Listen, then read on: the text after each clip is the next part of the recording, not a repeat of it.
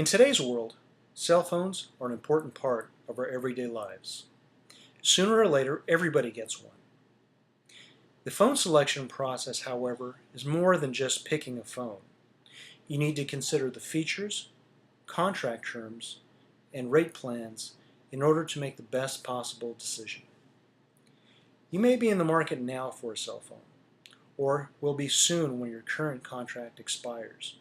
In either case, when selecting a new phone, you need to consider the features that best fit your particular needs. Do you need a basic phone that just simply makes and receives phone calls?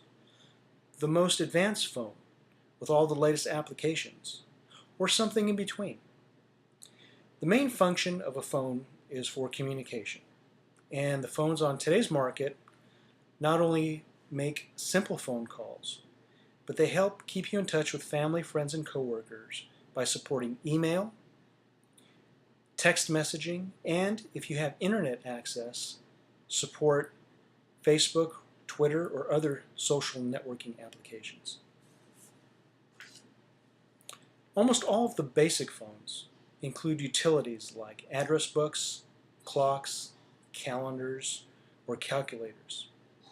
In addition to those, mid-range phones offer internet access and email clients. Advanced phones, called smartphones, like the newest Blackberries or Apple's iPhone, offer sophisticated downloadable applications. They have GPS-enabled navigation, full-function video players. Indeed, they're really mini computers. Apple's biggest selling point is their vast library of applications that you can download to their phones. They have over 174,000. They claim if you can think of it, there's probably an app for it. Whichever way you decide to go, basic, mid-range, or high-end, you need to make sure that you're happy with your selection because you may be stuck with it for a long time. Most contracts run for about a year, some for even 2 years. Quite often, the phone that you choose or the price you pay for it will determine the length of the contract. Just about all the low-end phones are free, and many of the mid-range phones are too, or there's a small price for it.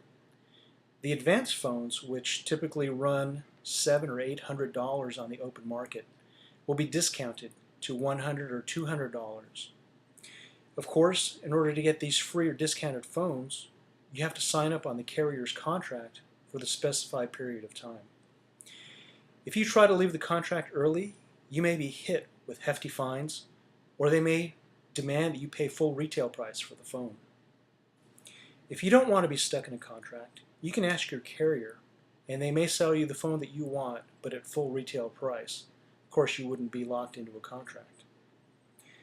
Some carriers will offer you month-to-month rates if you already have your own phone, but be aware that not all phones will with all carriers. Different carriers have different communication systems. The two main types are CDMA or GSM, and the phones that work in each are different. Even within the same type, some phones won't work across carriers. Many carriers have exclusive contracts with the phone manufacturers so that that phone will only work with that carrier. This is known as a locked phone. The iPhone, for example, is supported only on AT&T's network. However, on the internet, you can buy hacked, cracked, or otherwise unlocked phones that will work on other carriers within that same type.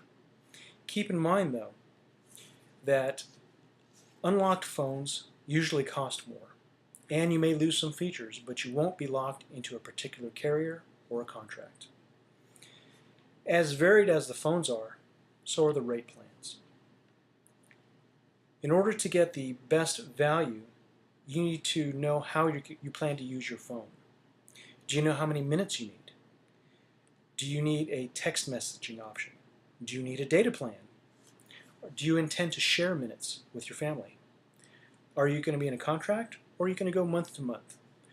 These decisions meld into your overall plan and establish your monthly rate. The number of minutes you use each month is in particular a major concern. The more minutes, the higher the cost. You may need to reevaluate your usage needs in order to find a plan that best fits your budget. But you need to be careful that you don't underallocate your minutes.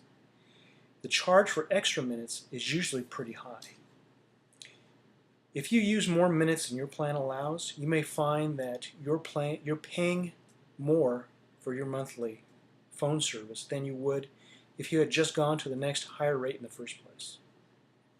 Now that you know about the types of plans, the terms, and the rates, you need to put this all together in order to make the right decision. The acquisition of a new phone is a compromise between features, contracts, and plans to give the best overall value for your money. You need to evaluate this information and decide for yourself what the best solution is for you.